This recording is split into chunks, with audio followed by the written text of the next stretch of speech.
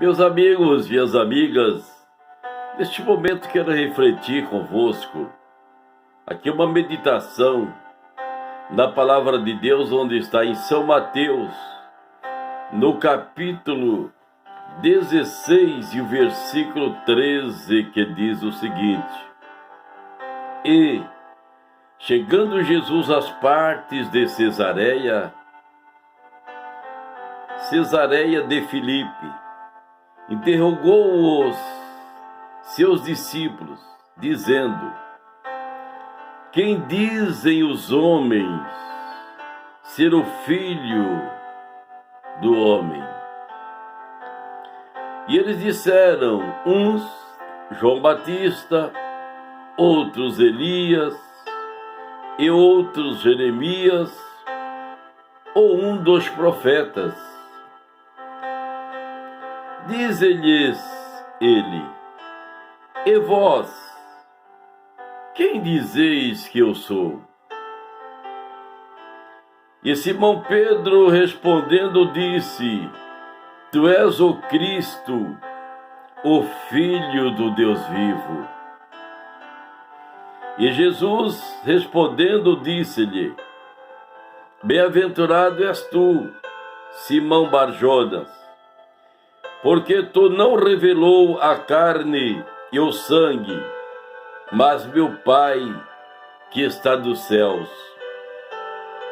Pois também eu te digo que tu és Pedro, e sobre esta pedra edificarei a minha igreja, e as portas do inferno não prevalecerão contra ela. Eu te darei as chaves do reino dos céus, e tudo que ligares na terra será ligado nos céus, e tudo o que desligardes na terra será desligado nos céus. Meus amigos, minhas amigas, impressionante esse questionamento. Jesus queria fazer uma avaliação entre os seus discípulos, uma pesquisa, algumas interrogações. Quem dizem os homens, as pessoas, qual é o entendimento com referência ao Filho do Homem? E eles disseram, uns dizem que Elias, outros dizem João Batista, fazendo menção dos profetas, e até mesmo dos patriarcas, alguém mais anterior aos profetas. E vocês, o que diz a respeito do Filho do Homem? E Pedro, como aquele discípulo, sempre autêntico, sempre mais à frente: Tu és o Cristo, o Filho de Deus. Tu és o Cristo. E Jesus diz: Olha, eu porém vos digo, tu és Pedro, e sobre esta pedra edificarei a minha igreja, e as portas do inferno não prevalecerão contra ela.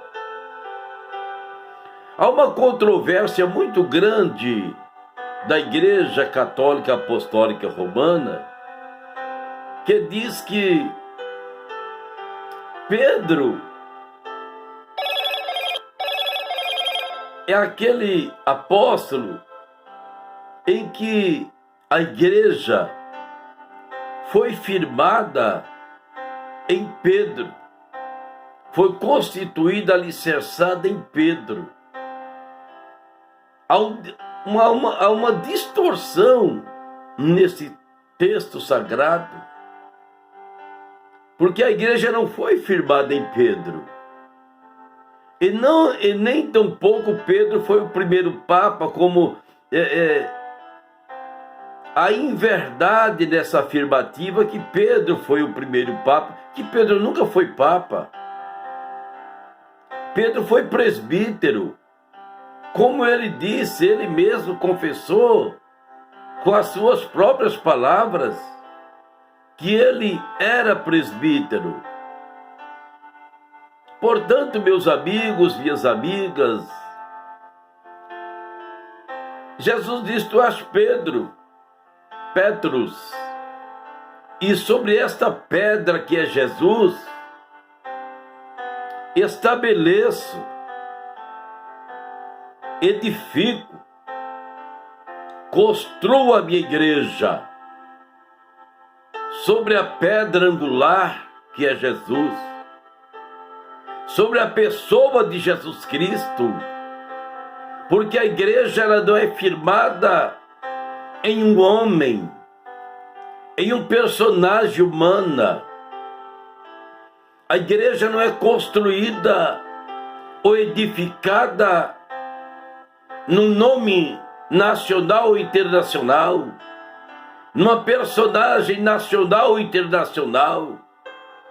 Porque se a igreja ela fosse firmada na pessoa de um ser humano, a igreja entrava em colapso nos seus primeiros anos.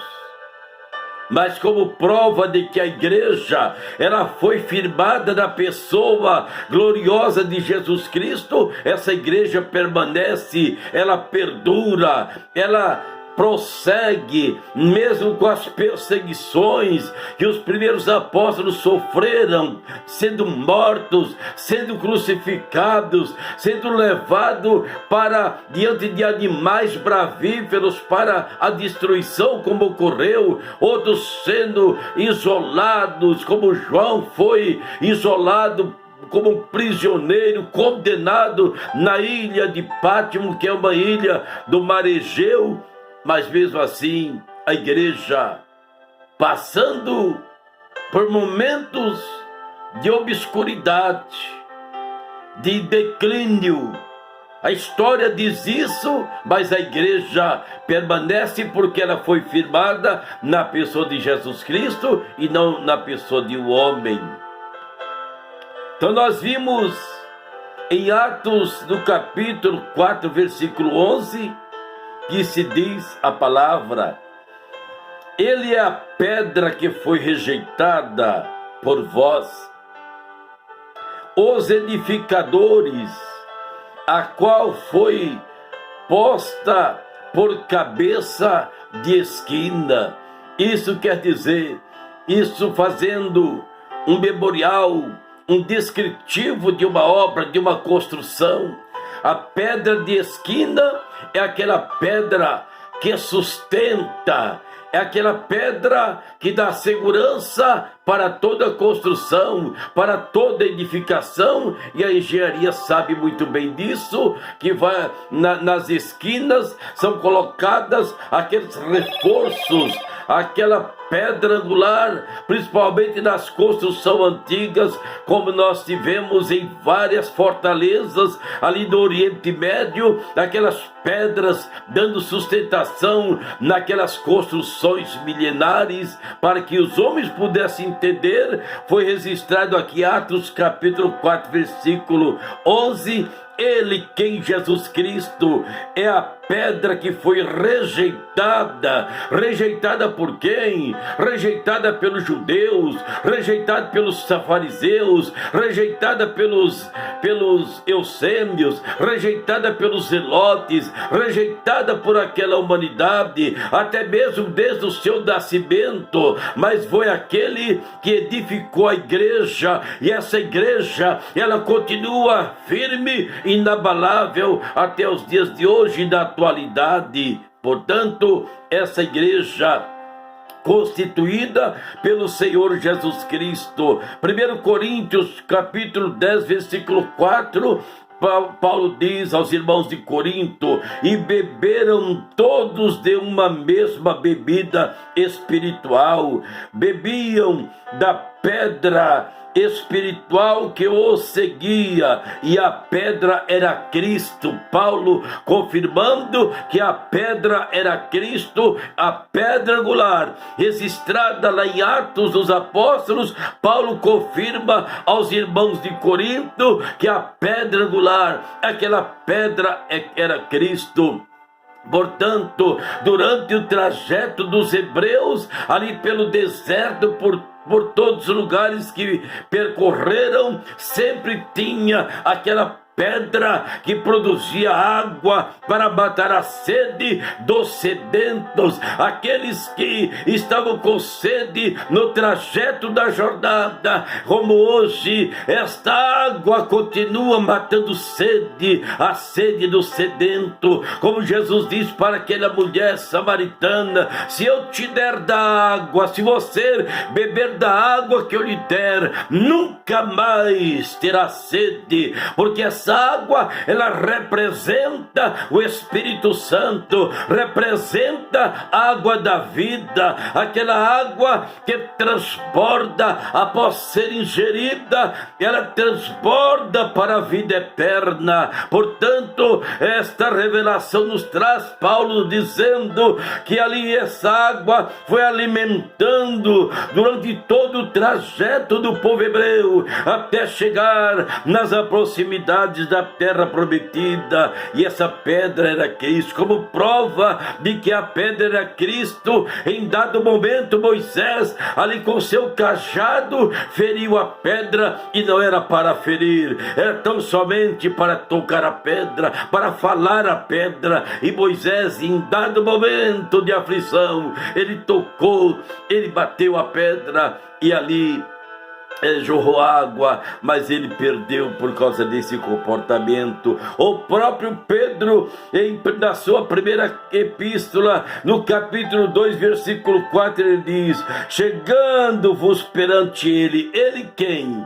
Ele não disse, chegando-vos perante eu. Ele diz, não, chegando-vos perante ele. Quem? A pedra angular, o verdadeiro Cristo, o Redentor, o Salvador da humanidade, aquele que veio restaurar o homem caído, fortalecer o homem e dar graça para vencer os obstáculos, aquele que derramou seu sangue precioso na cruz do Calvário para restaurar a humanidade, para restaurar a raça humana que havia caído. Não foi tão somente alicerçado em um Pedro, com todo o respeito do nosso irmão Pedro, o homem que santificou a sua vida para servir a Deus com alegria, mas toda honra e toda glória ele atribuiu ao Senhor Jesus Cristo. E ele diz aqui, chegando-vos a ele, pedra viva. Veja só Pedro falando, chegando pois a ele, pedra viva. Ele poderia dizer, chegando pois a mim, pedra viva. Não, ele disse, chegando pois a ele, Jesus Cristo, pedra viva. Na verdade, pelos homens, mas para Deus é eleita e preciosa. Foi recusada, foi rejeitada pelos homens até hoje. Quantas pessoas têm rejeitado a pessoa de Jesus Cristo, a mensagem de Jesus Cristo, rejeitado o sacrifício vicário do Senhor Jesus Cristo da cruz do Calvário. Meu amigo, minha amiga, que você ainda não o abraçou pela fé, você ainda tem essa oportunidade, antes de descer o túmulo, antes de descer ao precipício, antes de descer à sepultura, você tem oportunidade oportunidade de abraçar a Jesus Cristo pela fé, como fez Pedro, como fez Paulo, como fez Maria, como fez João, como fez os apóstolos, todos eles, o Mateus, o Lucas, enfim, todos os seus discípulos o abraçaram pela fé. Em Mateus 21:42 disse-lhe Jesus: nunca leste nas Escrituras a pedra que os edificadores rejeitaram? Essa foi posta como a cabeça do ângulo. Veja só, meus amigos, minhas amigas, a Jesus Cristo dizendo que foi a pedra rejeitada, que foi rejeitada pelos judeus, pelos religiosos da época, ao ponto que o crucificou, foi rejeitada pelos romanos, mas ainda a oportunidade de você aceitá-lo como seu Salvador, abraçá-lo pela fé, deixar a sua religião, as mentiras religiosas, os engodos religiosos, aqueles que se colocam na posição de uma santidade. Você fuja disso, afasta disso, para que você tenha vida eterna através de Jesus Cristo. E hoje as santidades que se colocam na posição de santidades, se curvando a idolatria, criando deuses, criando santos, criando santas, criando isso, criando imagem de escultura. As fábricas de imagem de esculturas continuam fabricando a todo vapor, fábrica de imagens construídas de gesso, construídas de barro, construídas de madeiras, abominando a palavra, abominando o próprio Deus, e os próprios adoradores, veneradores daqueles que as veneram, estão se condenando a si mesmo, porque o Salmo 115 é muito claro que aqueles que estão se curvando, venerando e adorando as criaturas ou imagem de esculturas,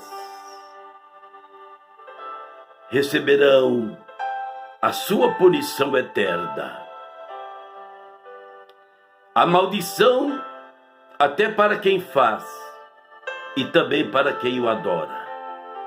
Por isso eu digo a você, meu amigo, com todo respeito, porque muitas das vezes a pessoa faz cegamente, porque o escritor aos Hebreus nos dá uma revelação, que o Deus desse século cegou o entendimento da humanidade, cegou o entendimento dos incrédulos, para não resplandecer a luz do Evangelho de Cristo, a luz da palavra de Deus.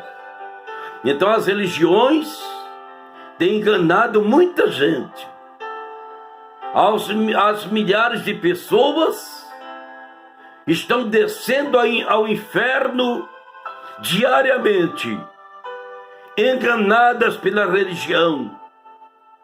As religiões têm mandado mais pessoas para o inferno do que o tráfico de droga, do que todo o sistema de tráficos que traficam pela humanidade.